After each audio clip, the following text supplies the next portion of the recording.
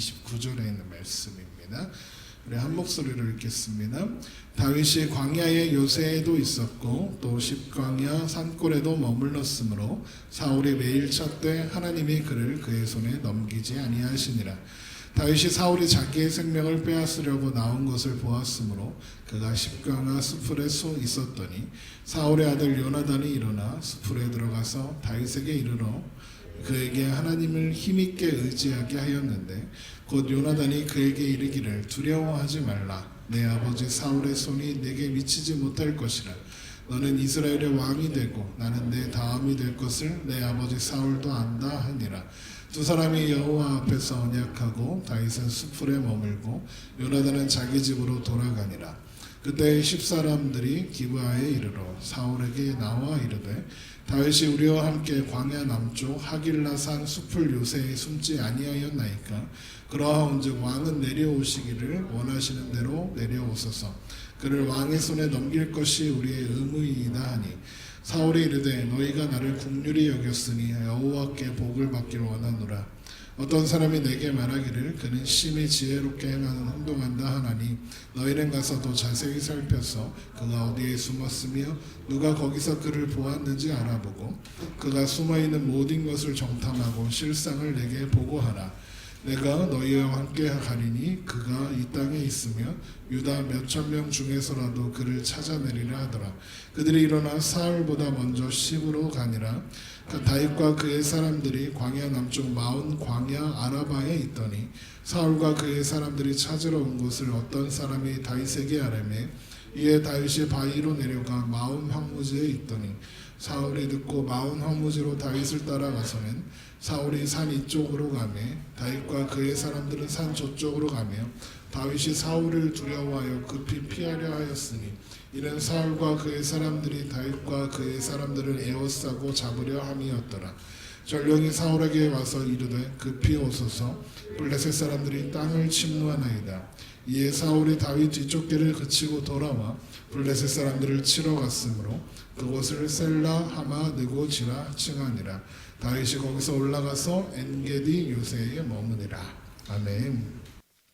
오늘 함께 드리는 예배가 주님을 찾는 자들에게 주님이 찾는 모든 자들이 주님으로 말미암아 기뻐하고 즐거워하게 하실 그 하나님을 기대하며 기쁨과 소망 가운데 드리는 예배가 되기를 주님의 이름으로 축원합니다. 다윗이 자신을 따라 다니는 사람들과 함께 헤레숲 속에 머물고 있던 그때에 그곳에서 멀지 않은 곳 그일라라는 곳에서 도움을 요청하는 소식이 전해져 옵니다. 추수하고 있던 그일라에 블레셋이 쳐들어와서 그 추수한 곡식들을 다 빼앗길 지경에 이르렀다는 그런 내용이었죠. 비록 다윗이 따르는 무리가 좀 있기는 했죠. 그런데 그게 군대도 아니고 그냥 사회에서 외면받고 소외받던 사람들이었습니다. 그냥 군대가 아닙니다. 무기도 없었고요. 그냥 무리들이 생긴 겁니다. 비록 400명이었다고는 하지만 400명으로 뭘 하겠습니까? 무기도 제대로 없는. 그때 어떻게 해야 할까? 다윗은 고민하지 않고 하나님께 물었습니다. 하나님은 그일라에 내려가서 구원하라 하였죠. 그런데 문제가 생겼습니다. 다윗을 따르는 사람들이 반대하기 시작한 겁니다. 자기들의 꼬라지를 보라는 거죠. 우리가 가서 어떻게 그일라를 구원하냐? 블레셋과 우리가 뭔데 싸웁니까? 우리가 칼이 있습니까? 창이 있습니까? 우리가 뭐 제대로 군사훈련을 받기로 했습니까? 지금 사울을 피해서 도망다니는 것도 두렵고 무서운데 블레셋을 우리가 어떻게 구원합니까? 라는 그런 반대를 하게 되죠. 그들의 반대는 타당했습니다. 다윗이 선택의 기로에 놓였죠. 하나님의 뜻을 따를 것인가? 사람들의 말을 따를 것인가? 그때 다윗은 사울의 길을 가지 않고 다윗의 길을 갑니다. 바로 하나님께 그 뜻을 확인하는 거죠. 다시 묻는 다윗에게 하나님은 블레셋을 물리치게 하실 것이다 약속하시고 다윗과 무리들은 내려가 하나님의 약속대로 그일라를 구원하게 됩니다. 그렇게 해피엔딩으로 끝나면 참 좋았을 것을. 그런데 문제가 생기죠. 다윗 덕분에 구원을 얻은 자기 곡식들을 애써 지은 곡식들을 지켰던 그일라가 사울이 노베에서 행했던 일들, 그 대학살의 일 때문에 후환이 두려워서 사울에게 다윗이 지금 그일라에 있다라고 고발을 한 겁니다. 배신을 한 거죠. 그 위기 앞에서 다윗은 에봇을 가져와 우림과 둠밈으로 하나님의 뜻을 확인하게 됩니다. 그래서 그일라 사람들이 너를 넘길 것이다, 사울이 내려올 것이다, 하나님께서 말씀해 주시죠. 그리고 그일라를 떠나 광야를 헤매게 되는 것, 그것이 이제까지 우리가 살펴본 이야기였습니다. 그런데 성경에 하나님은 다윗과 함께 계셨다라고 하고 있습니다. 다윗이 지금 광야에 있는데 어떤 성이나 어떤 평안한 집에 있는 게 아니라 광야에 있는데 하나님이 함께 하시는 것이다 하셨습니다. 그리고 하나님께서 함께 하신다는 증거가 무엇이냐? 그것이 에봇입니다. 오늘 본문 바로 앞에 있는 23장 6절을 보면 아히멜렉의 아들 아비아달이 그일라 다윗에게로 도망할 때에 손에 에봇을 가지고 내려왔더라 되어 있습니다. 노베에서 일어난 살육의 현장 속에서 도망쳐 나온 제사장 아비아달의 손에 에봇이 있었다고 성경은 이야기합니다. 화면을 보시면 이게 에봇입니다. 지금 제사장이 입고 있는 옷이 에봇인데 금실, 청색실, 자색실, 홍색실로 이게 그리고 또 배실로 짠 옷이 이렇게 생겼습니다. 가슴에는 12지파를 상징하는 12개의 보석이 붙어 있죠. 여기 보면 이렇게 3개씩 4줄 해서 보석이 붙어 있습니다. 그리고 저 흉패를 판결 흉패라고 합니다.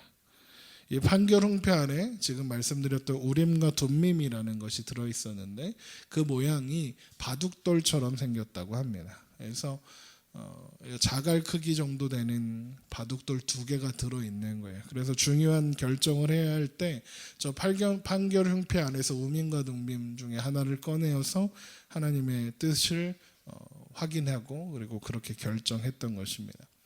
우림과 둠밈이 12지파를 상징하는 판결 흉패 속에 있다. 이 뜻은 무슨 뜻이냐 하면 하나님의 뜻이 하나님의 백성들 가운데 있어야 한다는 뜻입니다.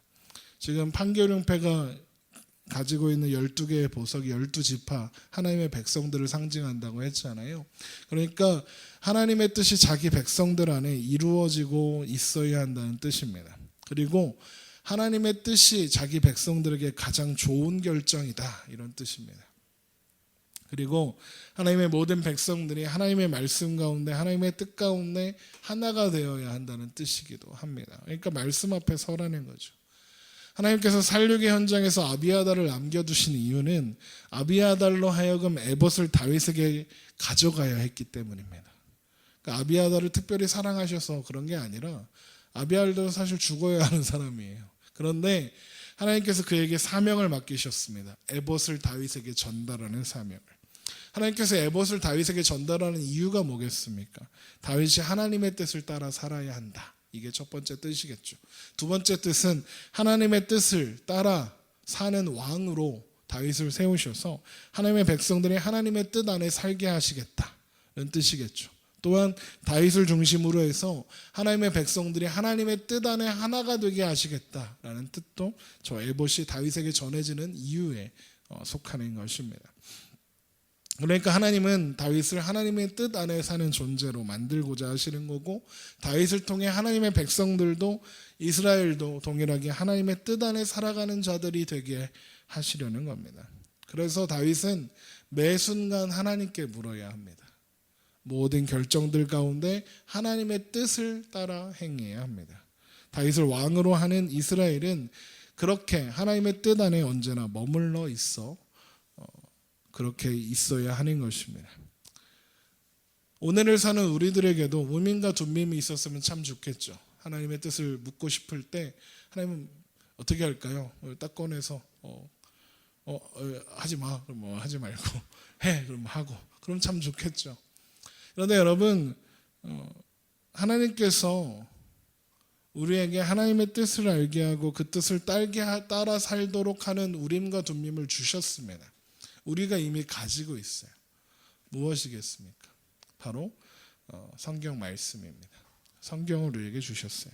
우리는 말씀을 통해서 하나님을 알고 하나님을 만나며 하나님의 뜻을 알 수 있습니다. 그래서 시편에 주의 말씀은 내 발의 등이요 내 길의 빛이다 하였습니다. 또 로마서는 믿음은 들음에서 나며 들음은 그리스도의 말씀으로 말미암았느니라 하였습니다. 우리의 믿음의 근거는 언제나 말씀 안에 있어야 하죠. 왜요? 거기에 하나님의 뜻이 있으니까요. 말씀을 믿지 않는 자들에게는 말씀은 아무 소용 없습니다. 그냥 책입니다. 그냥 기독교인들이 들고 다니는 무거운 책에 불과한 겁니다. 그런데 믿는 자에게 말씀은 하나님의 능력이 됩니다.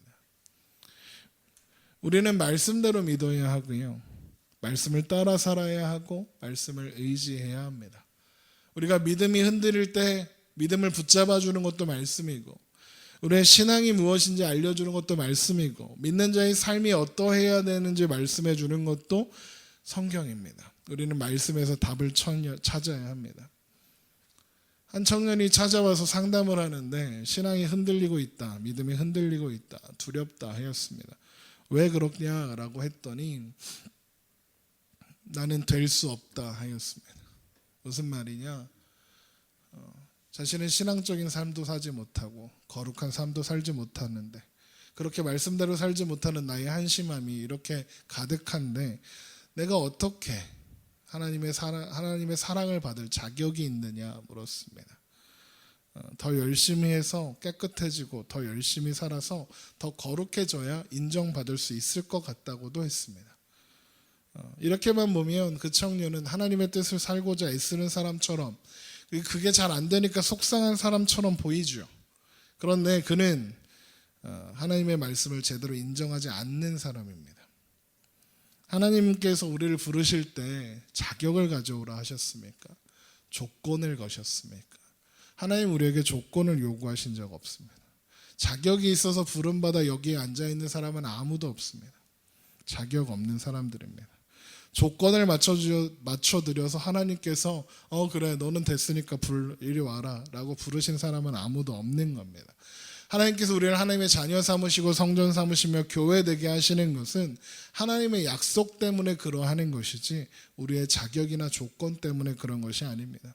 그래서 로마서 11장 35절에 누가 주께 먼저 드려서 갚으심을 받겠느냐는 말을 바울이 굳이 한 겁니다. 우리가 하나님께 먼저 드려서 무언가 얻어낼 수 있는 조건은 우리에게 전혀 없습니다. 아무것도 없었습니다.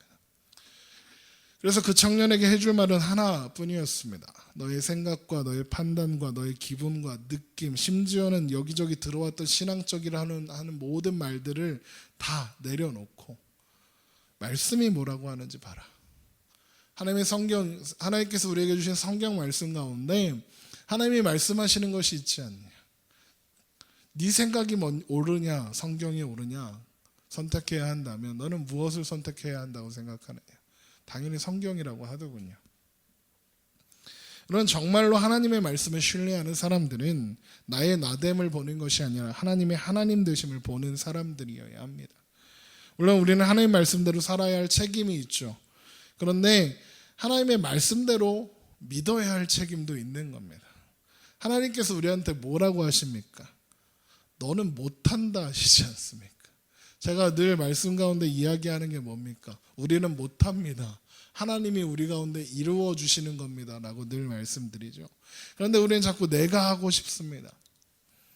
그건 믿음이 아닙니다. 하나님이 하시겠다는데 내가 하겠다고 나서는 건 속된 말로 나대는 겁니다. 얼마나 꼴보기 싫을까요? 자기 마음대로. 하나님은 우리를 자격과 조건으로 부르신 것이 아니라 하나님은 은혜로 우리를 부르셨습니다. 믿음도 신앙도 내가 생각하는 기준으로 하는 것이 아닙니다. 여러분 아무리 유명한 부흥사가 아무리 유명한 목사가 말했어도 말씀에서 틀리면 틀리는 겁니다. 제가 말했어도 말씀에서 틀리면 틀리는 겁니다. 믿음의 기준은 언제나 말씀이어야 한다는 사실을 여러분 기억하시고요. 언제나 말씀 앞에 겸손해야 한다는 사실을 여러분 기억하시기 바랍니다. 자격 없는 나를 부르셔서 하나님의 은혜의 손길로 인도하셔서 우리로 하여금 말씀대로 믿고 말씀대로 살게 하실 하나님을 신뢰하고 의지하는 겁니다. 그 말씀 붙잡고 오늘을 살아가는 겁니다. 하나님이 되게 하시겠다 하신 그 말씀 붙잡고 가는 겁니다. 나의 실패와 좌절이 하나님의 은혜와 약속을 실패로 만들 수 없다는 것을 믿으며 가는 겁니다. 예수님을 믿고 하나님을 믿은 것이 내 지혜와 내 지식으로 나의 놀라운 경험으로 된 것이 아니라 하나님의 은혜 가운데 말씀을 통하여 복음을 듣게 하시고 그로 말미암아 이루셨음을 기억하며 말씀 앞에 겸손한 우리가 되기를 주님의 이름으로 축원합니다. 여러분, 하나님께서 다윗을 통해서 하나님의 백성들이 하나님 뜻 안에 살게 하셨습니다. 그것처럼 하나님은 우리를 말씀으로 부르셨습니다. 그리고 말씀 안에 살게 합니다. 그리고 아직 발견되지 않은 하나님의 백성들을, 아직 스스로 깨닫지 못하고 있는 하나님의 백성들을 우리를 통하여 말씀으로 하나님의 뜻 안으로 부르기 원하십니다. 그들에게 하나님의 선하신 뜻이 무엇인지 전하고 나누고 그 뜻 안으로 초청하게 하실 겁니다. 그래서 하나님께서 우리에게 너희는 택하신 족속이요 왕같은 제사장이요 거룩한 나라의 소유된 백성이라 하는 겁니다. 그렇게 베드로전서 2장 9절에 너희는 택하신 백성이요 너희는 족속이요 왕같은 제사장이요 거룩한 나라요 그의 소유가 되는 백성이니 한 다음에 뭐라고 하는 줄 아십니까? 이는 너희를 어두운 데서 불러내어 그의 기이한 빛에 들어가게 하신 이의 아름다운 덕을 선포하게 하려 하심이라. 우리를 왕같은 제사장으로 부르셔서 그리스도의 영광의 광채를 비추는 자들로 세우시기 원한다는 것입니다. 여러분, 무엇보다도 말씀 앞에 서는 우리가 되기를 소망합니다. 무엇보다도 말씀이 우리를 가장 선하게 인도하심을 신뢰하고 우리를 부르신 그 뜻을 이루며 사는 우리가 되기를 주님의 이름으로 축원합니다. 말씀이 먼저입니다. 내 생각이 아니라. 우리는 내 생각이 앞설 때가 너무 많습니다. 말씀을 붙잡아야 하겠습니다. 그렇게 다윗이 사울에게 쫓기어 십광야 숲을 어딘가에 머물고 있던 그때 오늘 말씀해 보니까 반가운 손님이 다윗을 찾아오네요. 바로 요나단입니다. 이 말은 무슨 뜻이겠습니까? 요나단은 지금 사울이 지금 다윗을 애타게 찾고 있잖아요. 그런데 그 아들 요나단은 다윗하고 연락하고 있는 겁니다. 그러니까 찾아왔죠. 요나단은 다윗이 어디 있는지 다 알아요. 사울만 몰라요. 참 답답하죠. 사울 참 답답할 거예요. 그렇죠? 16절을 보세요. 사울의 아들 요나단이 일어나 수풀에 들어가서 다윗에게 이르러 그에게 하나님을 힘있게 의지하게 하였는데, 요나단이 찾아와서 다윗한테 하는 말이 하나님을 의지해라, 두려워하지 말라 그럽니다. 그러면서 이런 말을 하죠. 17절을 보세요. 곧 요나단이 그에게 이르기를 두려워하지 말라. 내 아버지 사울의 손이 내게 미치지 못할 것이요 너는 이스라엘이 되고 이스라엘 왕이 되고 나는 네 다음이 될 것을 내 아버지 사울도 안다 하니라. 요나단이요, 사실 가만히 있으면 누가 왕입니까? 요나단이 왕 될 거잖아요. 그런데 뭐라고 하냐면 네가 왕이다 합니다. 다윗이 왕으로 인정하면서 나는 그 다음 2인자가 될 거야 라고 이야기합니다. 그러니까 다음 왕이 되겠다는 게 아니에요. 요나단이 나이가 훨씬 많아요.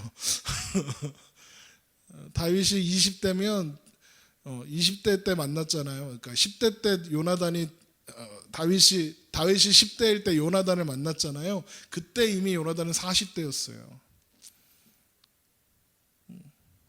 그러니까 나이가 훨씬 많아요. 그러니까 다음 왕이 될 가능성이 거의 없어요. 그러니까 무슨 말이냐? 2인자로 충분하다는 겁니다. 하나님께서 부르신 자리면 그게 왕이든 2인자든 상관없다라고 이야기하는 겁니다. 사울이 왜 그렇게 다윗을 죽이려고 합니까? 자기 아들 요나단을 다음 왕으로 세우려고 그렇게 애쓰는 거 아닙니까? 그런데 요나단이 아버지 계획에 동조만 한다면 다윗 제거하는 게 그렇게 어려운 일도 아닐 것 같지 않습니까? 그런 요나단이 아빠 편을 안 듭니다. 그에게 중요한 건 하나님이었고 하나님의 뜻이었기 때문에 그렇습니다. 그런데 이런 이야기도 있습니다. 내 아버지, 그 사실을 내 아버지 사울도 안다. 여러분, 사울이 안다는 건 비극입니다. 알면서도 하나님과 싸우기를 마다하지 않는 사람인 거죠. 알면서도 내 생각이, 내 판단이, 내 결정이 옳다고 하나님은 아무 말도 하지 말고 가만히 있으라고 하는 사울입니다. 여러분, 그 요나단은 어떠한 상황 속에서도 하나님의 주권에 자신의 모든 것을 맡기는 요나단입니다. 참 이 둘이 이렇게 보니까 우리들 같아요. 우리들의 삶 같아요.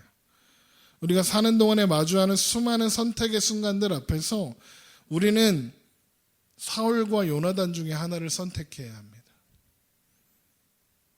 내 뜻과 내 생각, 내 경험, 내 결정, 내가 좋다고 생각하는 것을 관철시키기 위해서 하나님과 싸울 것인지, 아니면 하나님의 주권에 내 삶을 드리고 순종할 것인지 우리는 선택해야 합니다. 우리는 다 압니다. 하나님이 창조주시고 하나님이 전능하시다는 것 알고 있습니다.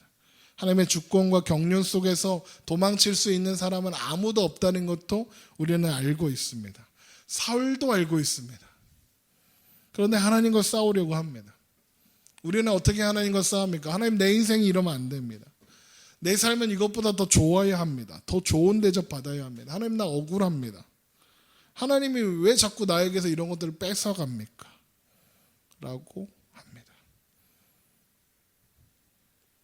내놓으라는 겁니다. 내 거.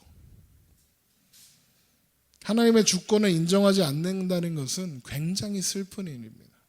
하나님 없이 살아가는 인생이 만나게 되는 비참함들을 그대로 다 만나야 하니까요. 내 마음대로 사는 것 같고, 내가 원하는 대로 사는 것 같고, 내가 성공하는 것처럼 보이지만 늘 두렵고 늘 무서울 겁니다. 왜요? 내가 내 뜻과 내 의지와 내 마음대로 내 주먹을 휘두르고 힘을 휘두르고 살면서도 견디지 못하는 외로움과 두려움 속에 살게 되니까요. 그거 해결해 보겠다고 별별 짓들을 다 하는데 결국에는 외로움과 두려움 속에 빠지지 않습니까? 애써 외면하고 살고 싶어도 결국엔 그 앞에 섭니다. 그게 인생입니다. 그게 사울의 인생이고 그게 사울의 삶이었습니다. 여러분, 그런데 하나님께 주권을 맡긴 삶은 다릅니다. 하나님의 주권에 자신의 삶을 맡겨드린 사람은 상황과 현실 너머에 계시는 하나님을 발견하게 됩니다. 말할 수 없는 깊은 한숨과 아픔 속에 있더라도, 그래서 견디기 어려운 어려움 속에 두려움이 찾아올 때라도 결국에는 평안할 수 있습니다. 삶의 모든 순간이 하나님께 달려 있음을, 그래서 지금의 이 비참함이 삶의 결론이 아님을, 나의 결론이 아님을 알고 있기 때문에 그렇습니다. 하나님 안에 있으면 왕이 아니어도 상관없는 것, 그게 요나단의 믿음이고 그리고 우리의 고백이 되어야 하는 것입니다. 하나님 앞에서 주먹 휘두르지 마십시오. 세상에서 인정받고자 했던 사울이 하나님 앞에 주먹 휘두르지 않았습니까? 그런데 그 결국이 무엇입니까? 멸망입니다. 하나님의 은혜를 떠난 존재는 그렇게 될 수밖에 없습니다. 그래서 우리는 날마다 더 하나님의 은혜를 갈망해야 합니다. 은혜 없이 우리는 사울입니다. 은혜 없이 우리는 하나님과 대적하여 싸우는, 내 욕심만 이루고 싶어하는 그런 미련한 존재, 어리석은 존재가 될 뿐인 겁니다. 여러분, 그 무엇보다도 하나님의 은혜를 사모하는 우리가 되기를 주님의 이름으로 축원합니다. 그 무엇보다 은혜를 붙잡는 우리가 되기를 축원합니다. 시편 27편 9절을 한번 찾아보죠. 우리 사무엘로 돌아올 거니까 표시해 놓으시고요. 시편 27편 9절입니다.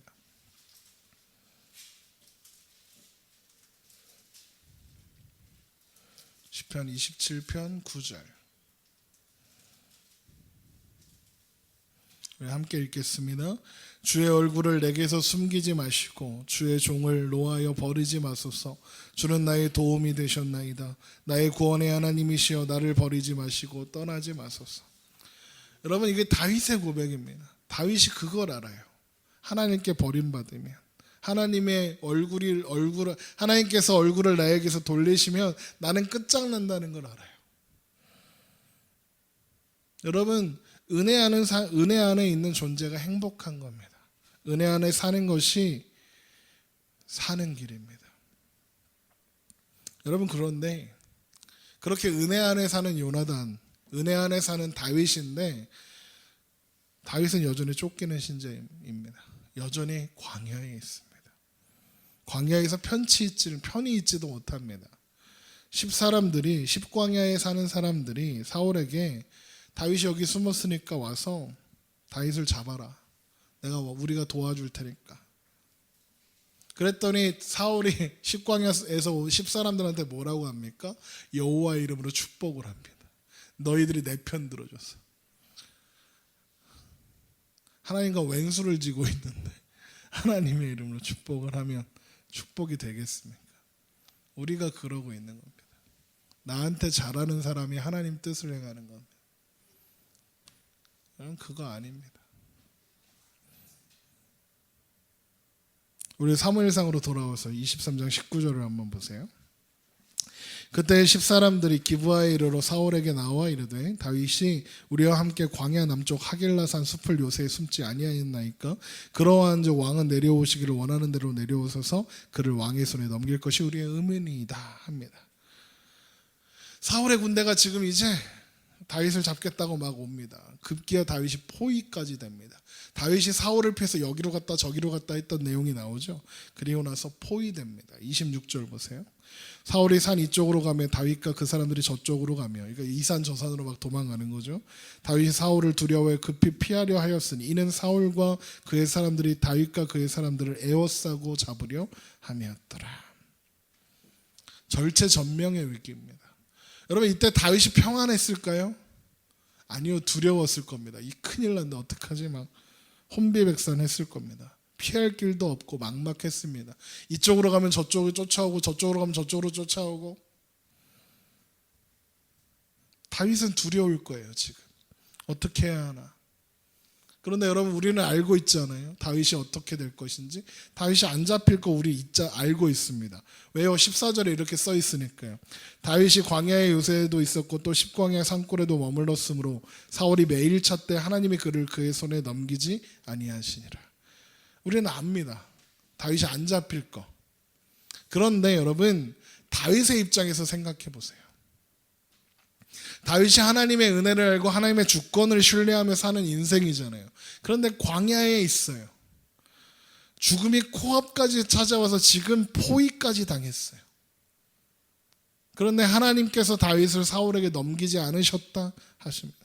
다윗이 사방으로 포위당해서 두렵고 떨리고 피할 길이 없어서 난감하고 막막하고, 그런데 다윗은 안전합니다. 사방이 막혀서 어떻게 해야 할지 알 수 없을 때 하나님이 다윗을 위해서 일하고 계신 것처럼 하나님께서 우리와 함께 우리를 위해서 일하고 계시기 때문에 그렇습니다. 물론 두려워요. 안 두렵다고 안 했습니다. 무서워요. 정말 죽을 것 같을 거예요. 다윗이 지금 그렇잖아요. 그런데 뭐라고 하셨습니까? 하나님께서 넘기지 않으신다 하셨습니다. 하나님의 은혜 안에 있고 하나님의 주권 안에 있는 자는 어떠한 상황에 있더라도 안전합니다. 그러면 하나님께서 이 다윗에게 찾아온 이 위기를 어떻게 넘겨주시는지 봐야겠죠. 27절입니다. 전령이 사울에게 와서 이르되 급히 오소서 블레셋 사람들이 땅을 침노하나이다. 이에 사울이 다윗 뒤쫓기를 그치고 돌아와 블레셋 사람들을 치러 갔으므로 그것을 셀라 하마 느곳이나 칭하니라. 블레셋이 쳐들어왔습니다. 블레셋이 땅을 침노한다라고 했습니다. 그일라에서 곡식 뺏으러 블레셋 사람들 왔다고 할 땐 사울이 콧방귀도 안 꼈잖아요. 그런데 땅을 공격했다니까 지금 쫓아가는 겁니다. 전면전이 일어난 거예요. 그러니까 자기 영토를 빼앗길 위기에 처한 겁니다. 땅은요, 사울이 왕 되게 하는 중요한 것이잖아요. 그러니까 그거 지키겠다고 가는 겁니다. 당장은 다윗을 잡고 싶겠지만 땅을 뺏기면 왕마저도 못 해먹으니까. 그래서 발길을 돌리는 겁니다. 그렇게 하나님은 절체절명의 위기의 상황 속에서 블레셋을 통해서 다윗을 건지신 겁니다. 우리 시편 118편 기억하십니까? 여호와는 내 편이시라. 여호와께서 내 편이 되신다 하신 말씀입니다. 하나님을 신뢰하며 하나님의 은혜 안에 사는 자들은 벌떼처럼 에워싸인 포위도 가시덤불처럼 타서 사라질 것 같이 없이 하신다 하셨습니다. 다윗이 앞으로는 평안할까요? 공격도 안 당하고 할까요? 아니요. 계속 공격당할 겁니다. 그러나 그는 안전합니다. 내가 평안히 눕고 자기도 하리니 나를 안전하게 살게 하시는 이는 오직 여호와이시니라. 하나님께서 함께하는 그곳에 평안이 잠들 수 있다. 다윗이 그러는입니다. 여러분, 다윗의 시들을 보면 이게 이렇게 진짜로 평안해서 내가 하나님 평안히 눕고 잔다 이렇게 하는 게 아니에요. 절규예요. 하나님이 함께 하시니까 나는 평안하다고, 나는 안전하다고 절규하는 거예요. 우리와 똑같은 마음입니다. 여러분, 빌립보서 4장 13절 기억하십니까? 내게 능력 주시는 자 안에서 내가 모든 것을 할 수 있느니라. 여러분, 하나님 안에 사는 것이 길이고 승리하는 길입니다. 하나님 안에 있다고 광야를 피하는 건 아닙니다. 하나님 안에 있다고 생명의 위협을 피하는 것 아니네요. 하나님 안에 있다고 실패를 피하는 것 아니네요. 그런데 광야에서조차 생명의 위협조차 그리고 그 실패조차 하나님 안에서는 결국에는 선을 이루게 하신다. 그게 하나님의 방식이라고요. 우리가 기대하는 건 광야를 피하는 거죠. 하나님의 뜻은 광야에서 있는 거예요. 우리가 알거니와 하나님을 사랑하는 자 곧 그의 뜻대로 부르심을 입은 자들에게는 모든 것이 합력하여 선을 이루느니라. 여러분, 말씀 앞에 겸손하게 하나님을 경외하는 마음으로 하나님의 주권에 우리의 삶을 맡겨드리고 사는 우리의 인생이 되기를 소망합니다. 맞죠? 때로는 하나님 왜요? 라는 질문에 밀려올 겁니다. 저도 수없이 묻습니다. 하나님 도대체 왜 이러십니까? 왜 나만 이렇게 힘듭니까? 다들 잘 먹고 잘 사는 것 같은데 하나님 왜 나만 그럽니까? 왜 나만 괴롭히십니까? 하나님 왜 나만 광야합니까? 그런데 여러분, 하나님이 시원하게 대답도 안 하세요. 왜라고 대답을 안 하셔요. 네가 다 이유가 있는 거야. 내가 이렇게 해서 이렇게 해줄 거야 라고 대답을 안 하세요. 여러분, 욥기 기억하십니까? 욥한테 대답하셨습니까? 하나님이 욥한테 하신 일은 나는 창조주고 적는 자고 내가 너를 만든 내 아버지다 라고 선언하신 게 끝입니다. 이유는 설명 안 하시고 맨날 하나님이 이러세요. 이사야 55장 8절인데요. 이는 내 생각이 너희 생각과 다르며 내 길은 너희 길과 다름이라 여호와의 말씀이니라. 이는 하늘이 땅보다 높음 같이 내 길은 너희 길보다 높으며 내 생각은 너희 생각보다 높으니라. 그렇게 대답하세요.